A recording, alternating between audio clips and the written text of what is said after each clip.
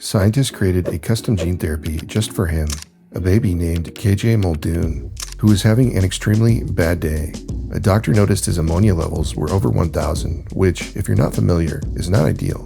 Genetic testing brought more bad news. KJ had a rare metabolic disorder, one with a 50% mortality rate.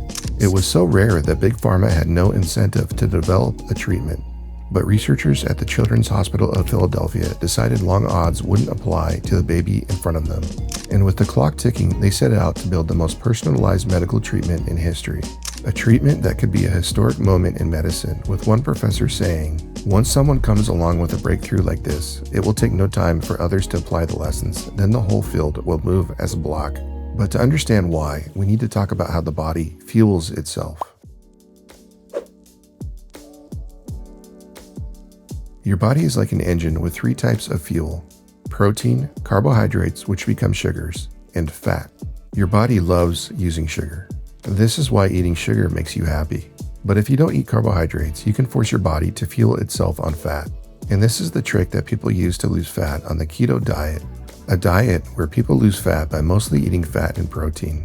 And as long as you don't accidentally eat sugar, your body will happily fuel itself on fat. But if you cut out carbs and fat and only eat protein, things get bad. Your body starts using protein for fuel, which sounds cool until it isn't. That's when protein toxicity kicks in, also known as rabbit starvation, where your body starves despite having plenty of calories. Explorers who only ate low-fat, high-protein diets, like rabbit, didn't really like this at all, with one explorer saying, "If you eat nothing but lean meat, after a few days you get diarrhea, headache, lassitude. You feel completely drained." Which is straight up not a good time. People who are total nerds like myself refer to protein as a collection of amino acids. This is because at the molecular level, they are all acidic and they all contain an amine group, which, if you remember freshman chemistry, is one hydrogen away from becoming an ammonia. And ammonia is generally not something you want in your body. So the body converts ammonia into a safer compound called urea, which is then excreted from the body. Just to reiterate, if you only eat protein, ammonia starts to build up, a condition called hyperammonia. This can cause cerebral edema, where your brain swells with fluid, leading to seizures, coma, and death, which are on my list of the top 10 things that I hate. Now, imagine having a genetic condition that causes this all the time. That's what happened to KJ. You can think of your body as an assembly line. If a machine breaks, parts pile up and the whole factory starts failing. KJ had a mutation in the CPS1 enzyme, the critical machine responsible for converting ammonia into urea. Even small amounts of protein caused ammonia to build up at that broken step. Symptoms of CPS1 deficiency are not a vibe, so doctors put KJ on a protein-restricted diet, ammonia scavenging medications, and gave him hemodialysis, filtering the blood outside the body like an artificial liver and kidney. But you need protein to grow, and being on a low-protein diet is kind of lame, and most babies find liver transplants to be not super cool. So the team at the Children's Hospital of Philadelphia wondered, what if we could fix the gene instead? Instead of replacing the liver, why not just fix the existing liver? Problems with the CPS1 receptor are caused by DNA mutations, so fixing the DNA should result in the CPS1 receptor being fixed. Gene editing has been a dream for decades, but it's difficult. Back in 1999, a teenager named Jesse Gelsinger volunteered for an experimental gene therapy, with Jesse saying that, in the worst case scenario, he would die and maybe help doctors figure out a way to save sick babies. And unfortunately, he had a fatal immune reaction to the viral vector used to deliver the gene. Well, his death taught us critical lessons. It has cast a long shadow over gene editing, halting progress for years. But delivery problems aren't the only issue. A tool called CRISPR-Cas9 is often used to genetically modify DNA. It can be seen grabbing onto the DNA helix here. Traditional CRISPR-Cas9 is pretty cool, but it can have difficulty with something called off-target mutations, which is where we accidentally edit parts of the DNA that we don't really want to. It's like trying to fix a spelling mistake in your Microsoft Word document and accidentally making more words get spelled wrong. And these weren't the only problems. The medical situation was serious. They would need to move rapidly to have any chance of success. The first challenge was to solve the hyperimmune response. Scientists had been using viruses to deliver genetic material. You can think of a virus like a genetic shipping container that can deliver a genetic payload to the human cell. And as long as the genetic payload isn't too large, it can fit inside this shipping container. But the immune system doesn't like being shipped anything. Sometimes it responds so aggressively it can kill the patient.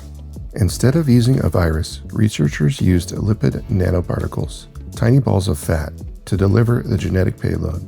Why fat? Because fat naturally accumulates in the liver. Perfect delivery. The gene editor was encoded as mRNA. Once inside liver cells, it produced a protein that traveled to the nucleus and fixed the mutation. The second problem was off-target mutations. In order to solve this problem, researchers used a more precise form of CRISPR-Cas9 known as base editing. While CRISPR is good at editing long stretches of DNA, base editing will change only one letter at a time, potentially reducing the number of off-target mutations. And this was apparently pretty successful because testing in a mouse model showed a low rate of bystander edits, which are unwanted edits next to the correct DNA edits. But while everything looked good in preliminary tests, they would need to rapidly develop this genetic treatment to keep KJ alive. So they genetically modified a mouse to give it a CPS1 deficiency and tested the treatment on the mouse. And they waited to hear the news of a primate toxicology study.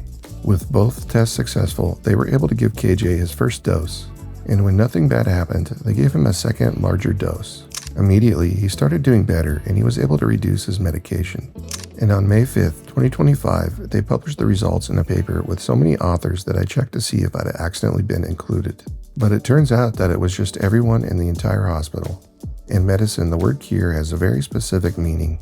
It implies that a disease has a 0% chance of recurrence. But because liver cells rarely divide, there's hope that the fix will last. There's cautious optimism, but this isn't just KJ's story. The thing about rare diseases is that they tend to be pretty rare. There are over 10,000 rare diseases. Most affect only a handful of people, but together they impact hundreds of millions of people globally. The techniques used in this case are a blueprint to treat them.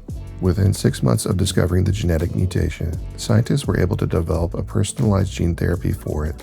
Which means that, even if you're the only human on the earth with your specific genetic mutation, you might be able to get treated. And base editing's low immune reaction could mean repeated treatments, increasing the number of edited cells over time. So when can I inject myself with a base editor to become a genetically modified organism? It's estimated that the treatment cost $800,000, or about the cost of a liver transplant. But now the technology is proven, researchers can find ways to reduce costs. For example, next time they might skip monkey testing. There are hundreds of metabolic liver diseases, and since lipid nanoparticles naturally go to the liver, these diseases are next. For example, I have a liver disease where I get hangovers after drinking too much alcohol. My doctor told me to quit drinking, but I told him he's standing in the way of groundbreaking science. But regardless of my at-home experiments, science moves forward, and it appears that the future of medicine might be written one base at a time. What do you think? Did I get it right? Peer review me in the comments. And remember to like and subscribe to support me.